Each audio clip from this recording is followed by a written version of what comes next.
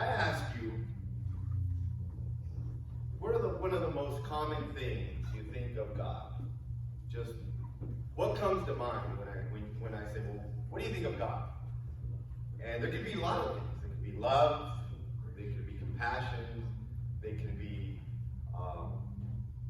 mercy. But one of the most common reactions to that question is that God knows.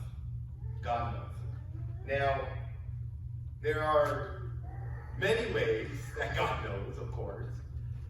When our children, we tend to remind them, you better be good because God is watching you and God knows if you're bad or good. I remember my dad telling me that when I would go out. It's like, you can't hide from God, He'll know. He'll know what you do. And that is so true. That is so true. God knows. And if you can turn your Bibles to Psalms 139, we will be reading from Psalms 139. But before I get there, when you ask somebody, let's say a stranger to you, what kind of reaction they would get? Say they are believers, but they're not Christians. Say that they're totally, they do good deeds, but they haven't obeyed the gospel. But they know that, God is almighty and powerful, and that God simply knows everything. So what does God know? God knows everything. When you say that in a general, statement, it's like a little bit too general. Like, yeah, God knows everything. God knows everything. And that's fine. But what happens when your wife, you keep telling her, I love you, right? I love you. And then you get asked that question, like, well, what do you love about me? And as husbands, we got to be ready to react. We can't just go, well, I love everything you do. We got to be ready. Well, I love, blah, blah, blah. Because we know the things we don't love. But it's going to happen. And God wants us to not generalize His love. And even though we know what He knows. And to a point, because He's giving us the Bible, the Word of God. And when it comes to science versus God, science always wants to win. Always wants to win. And always wants to declare what they know and how factual that is. They say that there are 10,000 stars in the universe for every grain of sand on Earth. I don't know if you've been to the beach lately, but there's a lot of sand at the beach, and there's a lot of sand in the ocean, and there's just tons of grains of sand. How accurate is this? Well, how comfortable do scientists actually feel about it? How do they know? I mean, have they traveled through space and actually counted these stars? Yeah, there is a lot of stars, but to make a bold statement like that, well, there's 10,000 stars in the universe for every grain of sand. We don't know. Simply, we don't know. But you know who knows? God knows. How many gallons of water in the ocean? Anybody guess? Is it in the billions? It's up there. Is it in the billions? No. Scientists say, and we're just talking salt water here. Scientists say that there's over 366 trillion gallons of water, of salt water in the ocean.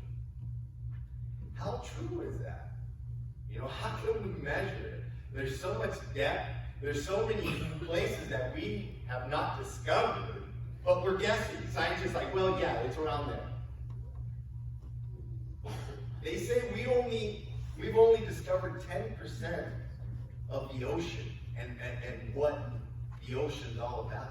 And I believe it because it's so vast, it takes up so much of the earth. And for somebody to say something like that, I'm not going to believe it because I don't know. But you know who knows? God knows. How many trees in the forest? Can anybody guess? There's tons of trees, right? You think of all the jungles, all the jungles in South America, just tons of stuff in regards to trees. And without trees, we cannot breathe, right?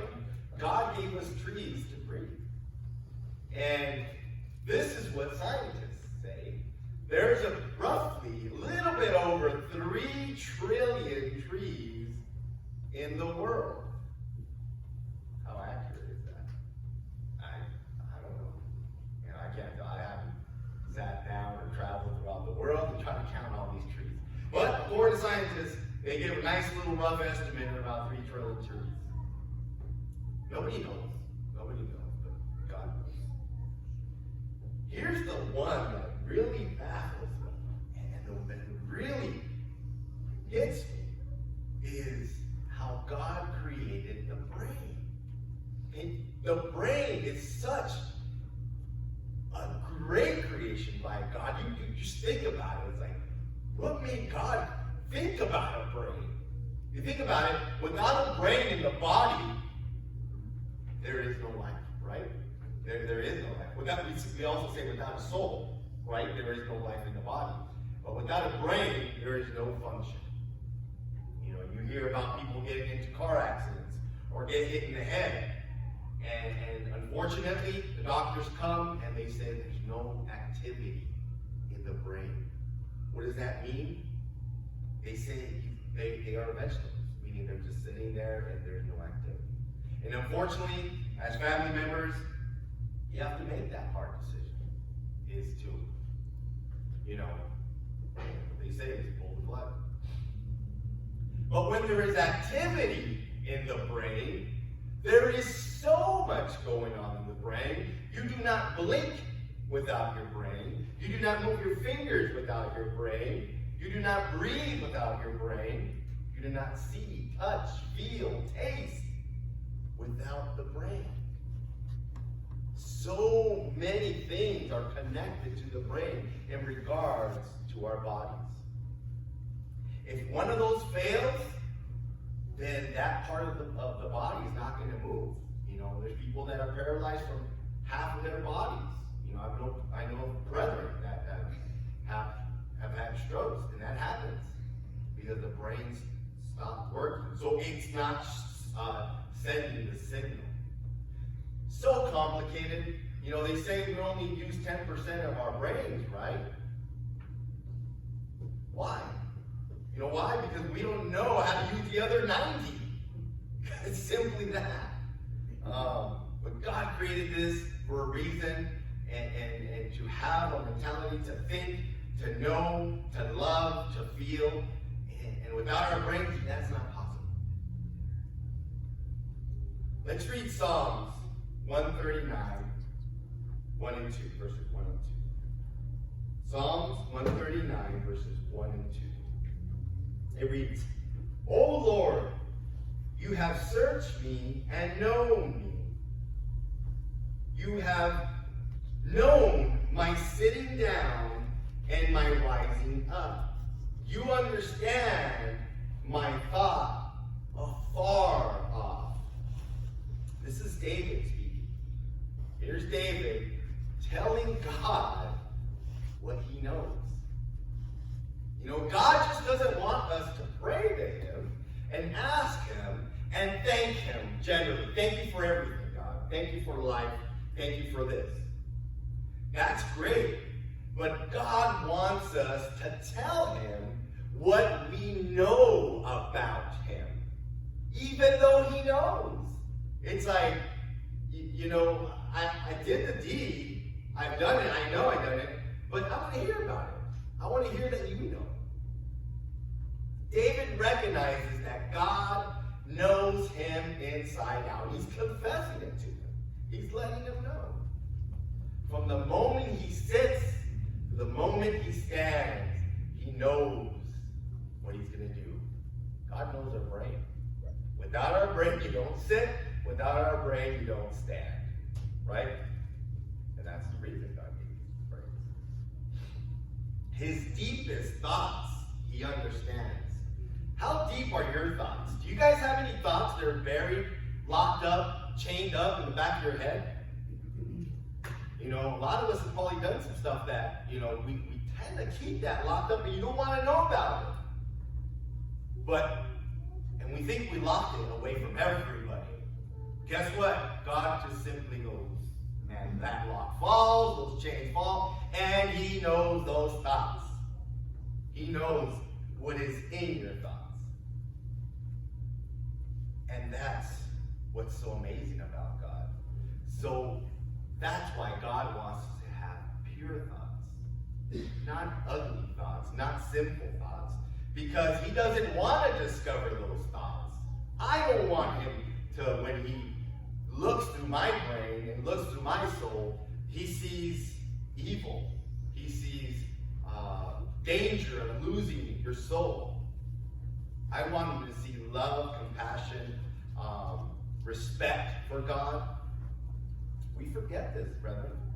This is a common thing as Christians. We just tend to live our lives and we forget that God knows our brains, and then we act a certain way. I've been guilty of that. I act a certain way in the street where people are seeing us, and we don't represent Christians.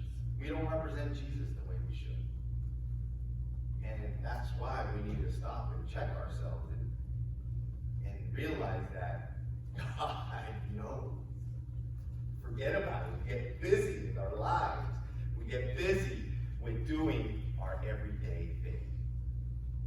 And we forget to tell God what he knows about us. Let's read verse 3. You comprehend my path and my lying down, and are acquainted with all my ways. God knows his path. God knows our path.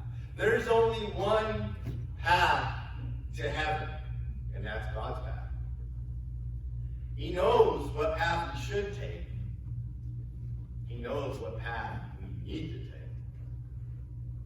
But there goes the evil one will present other paths. As I said in the past, he will open up paths that were locked, sealed.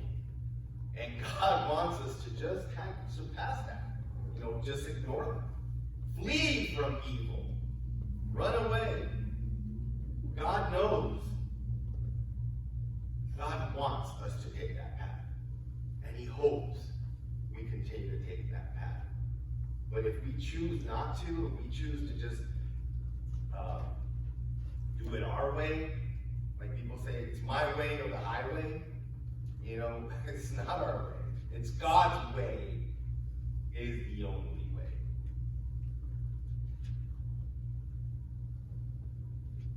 He knows what we need to do. He knows his way, again, is the only way. And David acknowledges this. David acknowledges all the wisdom of God, all the power of God. He is confessing. How often, and this is a personal conversation. It's not a general conversation, you know, where we just get up here and generalize. No, we have great prayers. I really appreciate the prayer that Roger gave us, because Roger, in his prayer, acknowledges that we are here and there are dangers in the world that try to take us from his path. But the personal with God, how personal are you with God? Is it only when we're together that we come close to God? This should be in your room. This should be alone. There's time when you need to be alone with God and have that relationship. You know, there's time when you need to be alone with your wife, right? And time you need to be alone with your children because you want to talk to them about certain things. But guess what? God wants to talk to us. God wants us to talk to him and tell him about him. Yeah, he's given us everything. He doesn't deserve that? Yes. And as we read, David is giving him that. Every drop of his life, of our life, God knows. God knows what we're created of. God knows how we function. God knows what we will do. But he hopes we stick to his path. Because God knows that we're going to fall and we're going to have temptation. Yes. But God knows also that we have a choice. We have a choice. To do his will or to sin. What happens when sin enters the heart? It gives birth to sin and gives birth to death. Right? Spiritual death. Nothing can be hidden from God. Again, if you found those locked up thoughts, you can go to the center of the earth and hide and sin in the center of the earth. And God's going to see you. Why? Because everything is in the palm of God's hand. Everything. We fail to recognize that, the power of God. Again, we just generalize. Well, God is big. God is powerful. God knows. Well, how powerful? How does he know? How does he take care of it? He wants us to confess that, as David. You don't think when he was saying this to God, God was so proud of David? He's like, thank you. Wow. Finally, someone's telling me. Enoch did it. Elijah did it. Noah did it. Moses did it. You know, he was a little hesitant, but finally, he did it. He recognized. He knew. These are great people. Great examples for us. But you know who did it most? And confessed? Jesus. Jesus confessed God. That he is the Almighty, and that Jesus is the Son of God, and will sit at the right hand of God. Again, do we acknowledge God?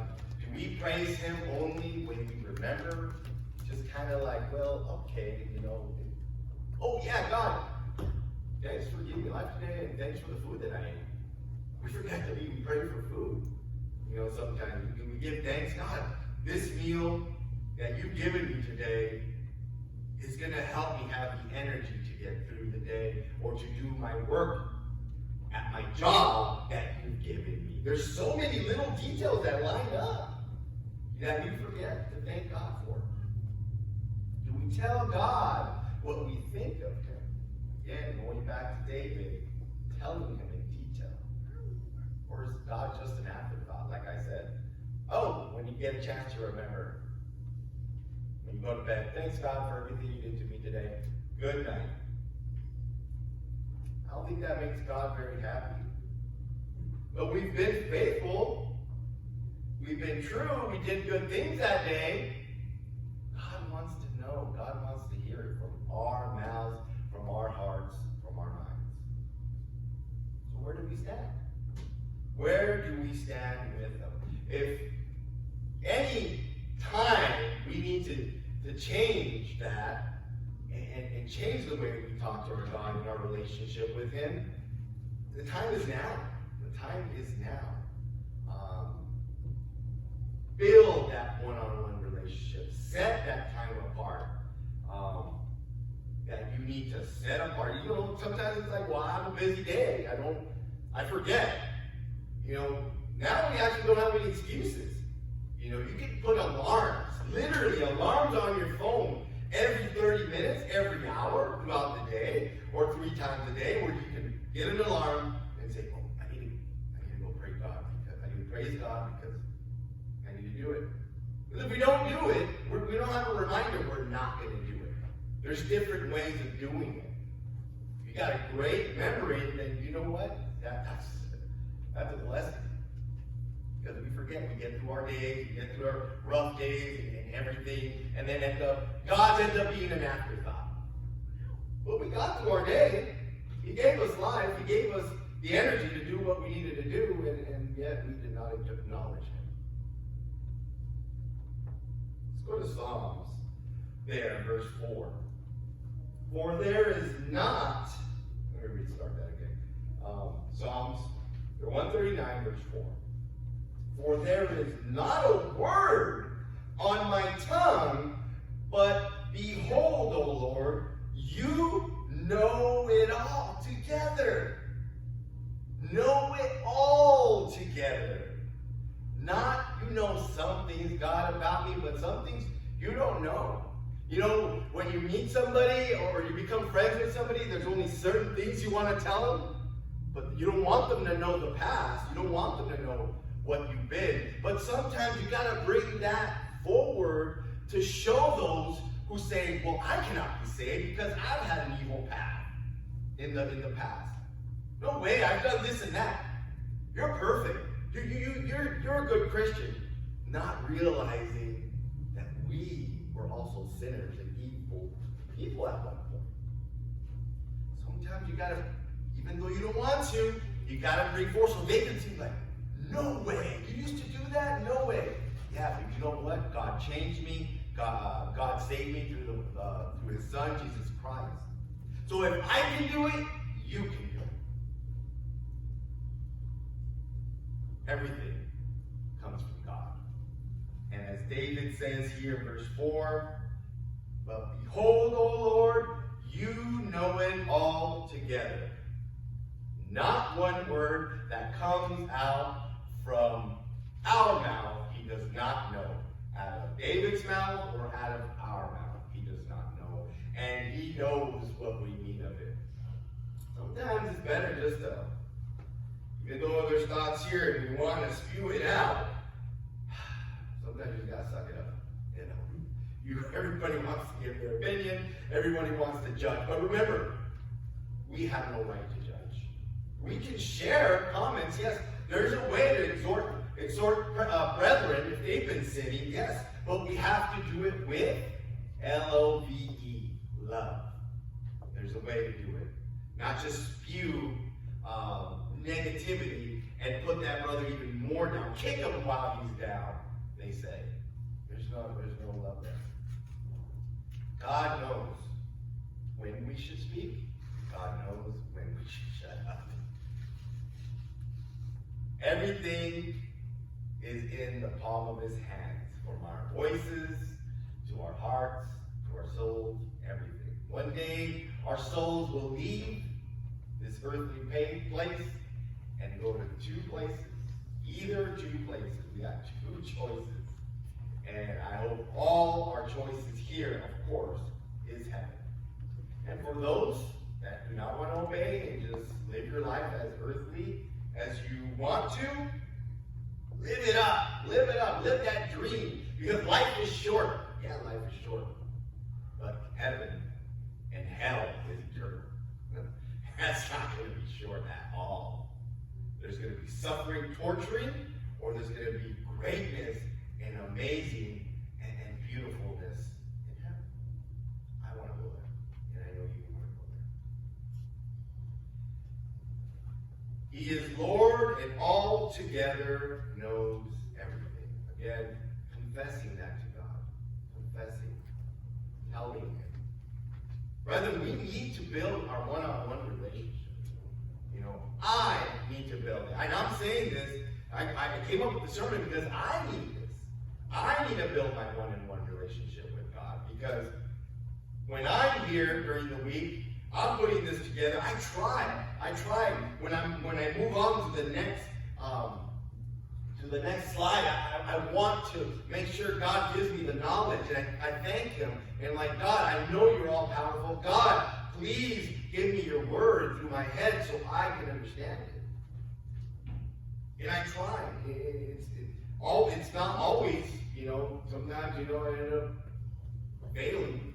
You know, we're all going to fall, but I try. And I try to be an example to our children and teach them that they also need to acknowledge God in every moment of their lives. Because I don't want to just threaten them and just tell them, God knows you're being bad. I want them to build a relationship with God. One of the things, I visited my dad this weekend. My son stayed with him for a week, so I went to go pick him up yesterday. God bless my dad. because he seems to, every time he's having a conversation with you, he makes a little Bible study of it. And I admire that. I wish I could do that. My son's like, Dad, every time Abuelito talks to me, it's a Bible study. And I'm like, good, you need that, son. And he pulled me aside too. He's like, your son is good, great, but please, you got to make sure he stays in line with God. And that's what I really need to do, make sure my family stays in line with God by living as an example of Jesus to them. Let's quickly turn to Isaiah 55. Isaiah 55, a couple books after this. Actually, one book, two books. Isaiah 55, verses 8 through 9. Isaiah 55, verses 8 through 9. For my thoughts are not your thoughts, nor are your ways my ways, says the Lord. For as the heavens are higher than the earth, so are my ways higher than your ways, and my thoughts than your thoughts.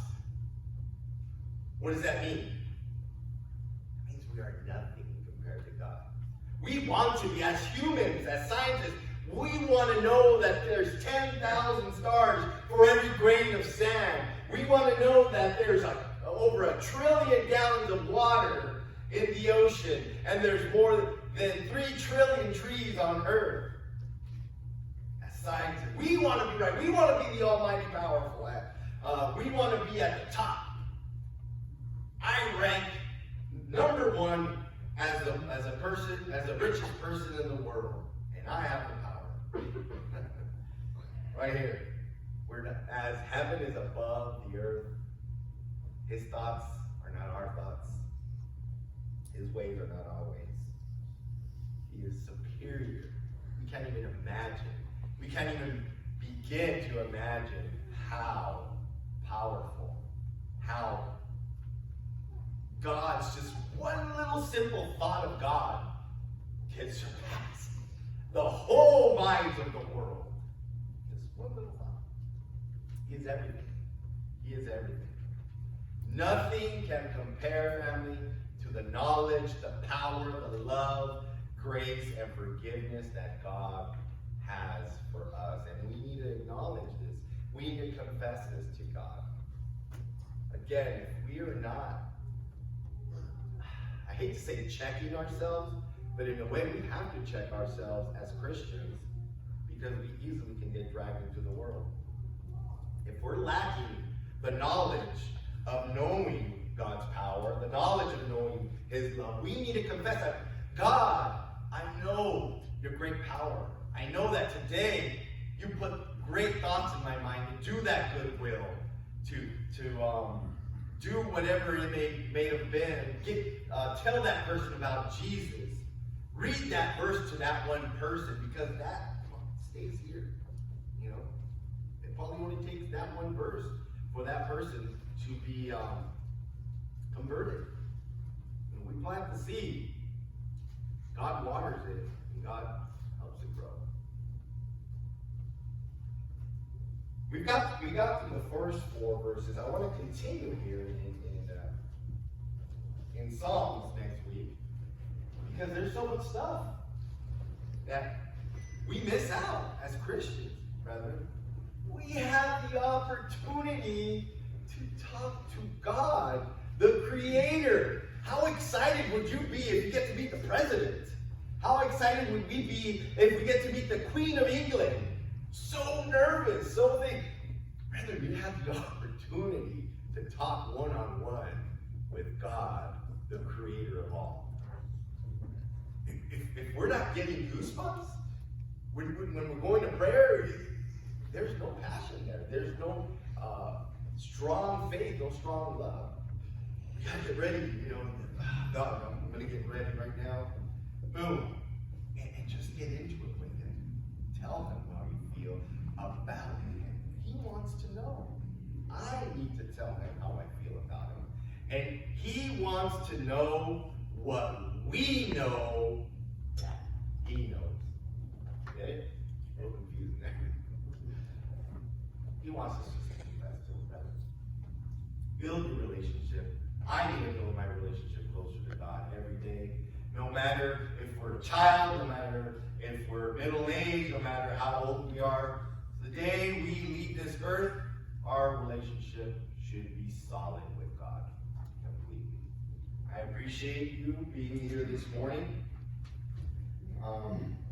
Again, we need to get as close to we can to God, because then we are going to be that example to our fellow brother who is not doing that either. So, thank you. If there's anyone here that is not a Christian and wants to start building a relationship with God and wants to be baptized in the name of the Father, the Son, and the Holy Spirit, now is the time. Start your life with Christ. Because tomorrow's never promised. Any brother and sister here that needs prayer, help, that needs to confess, you don't have to. You can come forward, but if you feel you need to do it in private, please do it. Because there's a lot of heavy stuff sometimes lying in our hearts that we need to speak to somebody about. So come forward and do it. If not, speak to one of us aside in private as we sing the invitation song. Thank you.